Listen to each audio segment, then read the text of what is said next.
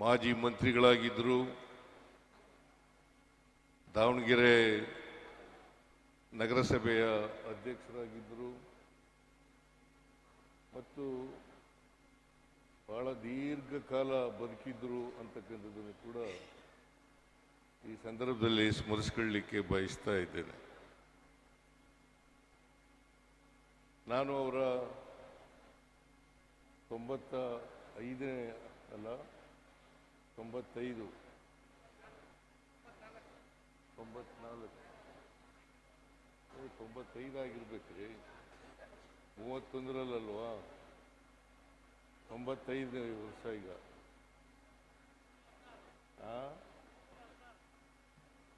1931 ಅವರ ಹುಟ್ಟಿದ ಹಬ್ಬದಲ್ಲಿ ನಾನು ಭಾಗವಹಿಸಿದ್ದೆ. ಹಾಗೇನೆ ಈ ದಾಲ್ ಮಿಲ್ಲು ಉದ್ಘಾಟನೆಯಲ್ಲೂ ಕೂಡ ನಾನು ಭಾಗವಹಿಸಿದ್ದೆ. ಅವತ್ತು ಅನ್ಕೊಂಡಿದ್ದೆ ನಾನು ಶ್ಯಾಮನೂರು ಶಿವಶಂಕರಪ್ಪನವರು ಕನಿಷ್ಠ 100 ವರ್ಷಗಳನ್ನು ತುಂಬಿಸ್ತಾರೆ ಅಂತಕ್ಕಂಥ ಮಾತುಗಳನ್ನು ಅನ್ಕೊಂಡಿದ್ದೆ. ಆದರೆ ಅವರು ನಮ್ಮನ್ನ ಅಗಲಿದ್ದಾರೆ. ಅವರ ಅಗಲಿಕೆಯಿಂದ ಈ ನಾಡಿಗೆ ಮತ್ತು ನಮ್ಮ ಪಕ್ಷಕ್ಕೆ ನಷ್ಟವಾಗಿದೆ ಅಂತಕ್ಕಂಥ ಮಾತುಗಳನ್ನು ಹೇಳಲಿಕ್ಕೆ ಬಯಸ್ತಾ ಇದ್ದೆ.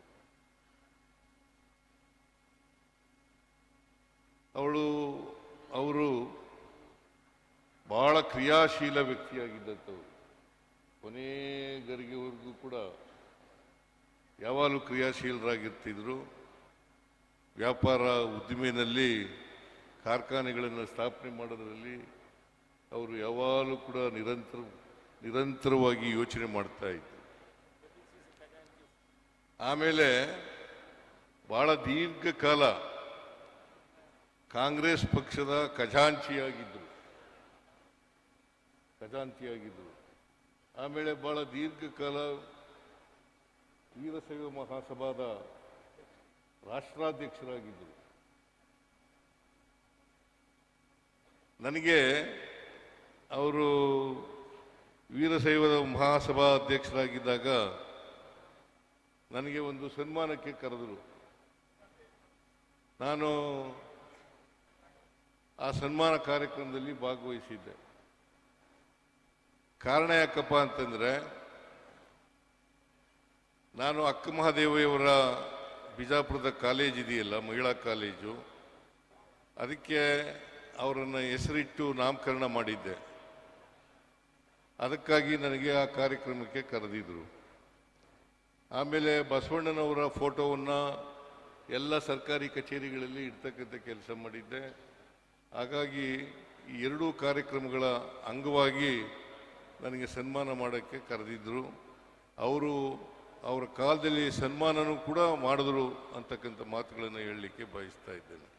ಕಾರಣ ಯಾಕೆ ಈ ಮಾತುಗಳನ್ನು ಹೇಳ್ತಾ ಇದ್ದೀನಿ ಅಂತಂದರೆ, ಅವರು ಒಬ್ಬ ಜಾತ್ಯತೀತ ನಾಯಕ ಅಂತಕ್ಕಂಥ ಮಾತುಗಳನ್ನು ಹೇಳಲಿಕ್ಕೆ ಬಯಸ್ತಾ ಇದ್ದೇನೆ. ಅವರು ಗೆದ್ದಿದ್ದದ್ದು ದಾವಣಗೆರೆ ದಕ್ಷಿಣ, ಅಲ್ಲಿ ಲಿಂಗಾಯತರು ಕಡಿಮೆನೆ. ಆದರೂ ಕೂಡ ಅವರ ಜನಪ್ರಿಯತೆ ಎಷ್ಟಿತ್ತು ಅಂತ ಇರ್ತಂದ್ರೆ, ಅವರ ಜನಪ್ರಿಯತೆಯಿಂದ ಅಲ್ಲಿ ಗೆಲ್ಲಲಿಕ್ಕೆ ಸಾಧ್ಯ ಆಯ್ತಿತ್ತು. ಹಾಗಾಗಿ 6 ಬಾರಿ ಸತತವಾಗಿ ಜಯವನ್ನು ಸಾಧಿಸಿದ್ರು ಅಲ್ಲಿ.